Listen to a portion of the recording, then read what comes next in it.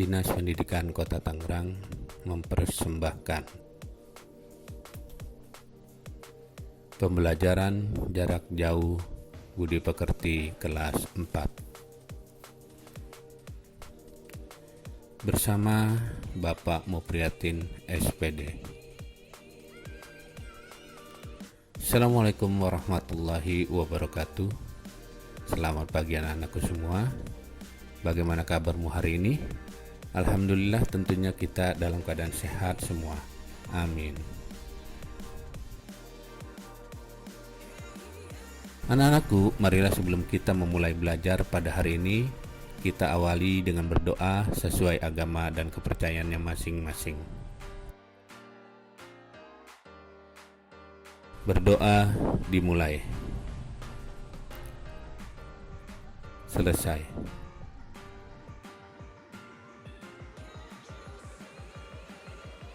Kompetensi inti 3. Memahami pengetahuan faktual dengan cara mengamati dan menanya berdasarkan rasa ingin tahu tentang dirinya, makhluk ciptaan Tuhan dan kegiatannya, dan benda-benda yang dijumpainya di rumah, di sekolah, dan di tempat bermain.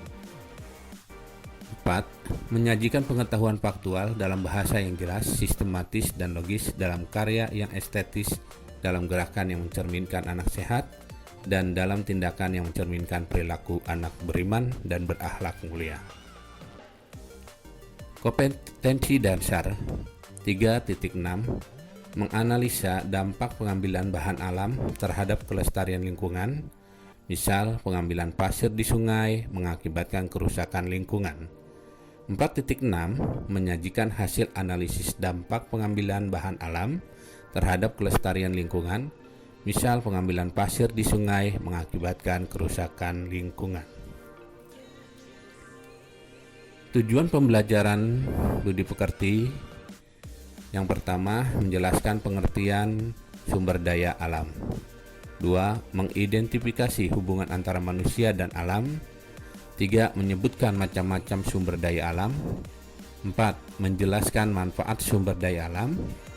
5. Menjelaskan peran pemerintah terhadap kelestarian alam. 6. Menjelaskan peran masyarakat terhadap kelestarian alam. 7. Menunjukkan perilaku menjaga kelestarian alam. 3.6.1 Sumber daya alam dan manfaatnya. Sumber daya alam yaitu semua kekayaan yang terdapat di alam yang bisa dimanfaatkan oleh manusia untuk mencukupi semua kebutuhan hidupnya. Sumber daya alam terbagi dua, yaitu 1. Sumber daya alam hayati adalah sumber daya alam biotik, yaitu semua kekayaan yang terdapat di alam yang berupa makhluk hidup. 2. Sumber daya alam non-hayati atau sumber daya alam abiotik, yaitu semua kekayaan alam yang bisa dimanfaatkan oleh manusia berupa benda mati.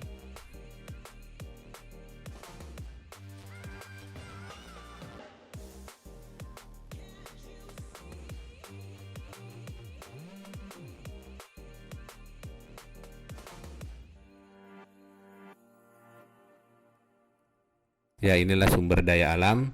Kamu bisa lihat pada bagan tersebut.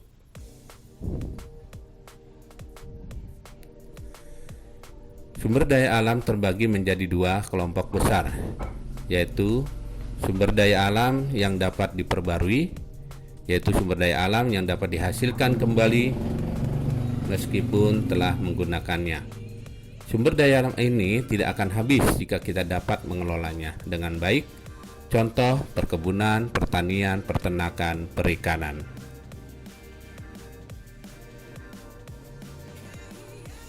Pemanfaatan sumber daya alam yang dapat diperbarui yaitu A. Bahan pangan, yaitu bahan makanan yang berguna untuk mencukupi kebutuhan makanan untuk manusia. Contoh padi, kedelai, ayam, bebek, sapi. 2. Atau B. Bahan sandang, yaitu bahan pakaian yang dikenakan manusia. Ada beberapa sumber daya alam yang dapat dijadikan sebagai bahan sandang, yaitu serat kapas dan serat kepompong ulat sutra. C. Peralatan rumah tangga. Sumber daya alam yang berfungsi untuk peralatan rumah tangga Contohnya dari kayu jati dan kayu sengon.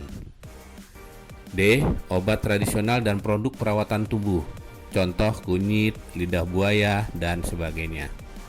E. Bahan bangunan. Contoh tanah liat, pasir, dan sebagainya.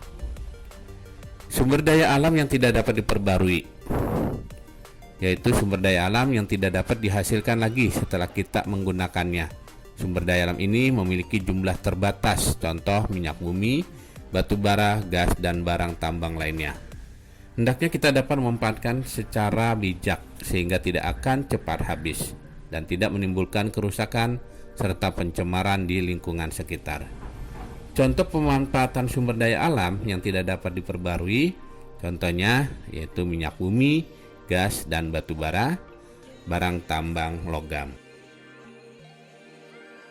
Barang tambang logam dimanfaatkan untuk 1. Emas dan perak, ini untuk perhiasan. 2. Aluminium, ini untuk digunakan sebagai peralatan dapur, pembungkus makanan, dan sebagainya. 3. Besi sebagai bahan bangunan. 4. Tembaga sebagai bahan pembuat kawat dan kabel. Dari penjelasan di atas, kita dapat menarik kesimpulan bahwa sumber daya alam yaitu semua kekayaan alam yang terdapat di alam yang bisa dimanfaatkan oleh manusia untuk mencukupi semua kebutuhan hidupnya. Sumber daya alam terbagi dua, yaitu sumber daya alam hayati dan sumber daya alam non-hayati. Sumber daya alam terbagi dua kelompok besar. Ada sumber daya alam yang dapat diperbaharui dan sumber daya alam yang tidak dapat diperbaharui. Demikianlah pembelajaran pada hari ini. Semoga anak-anakku dapat memahami dan mengamalkannya. Sebelum Bapak akhiri pelajaran pada hari ini, sebagai refleksi dan evaluasi pembelajaran, jawablah pertanyaan di bawah ini dengan benar.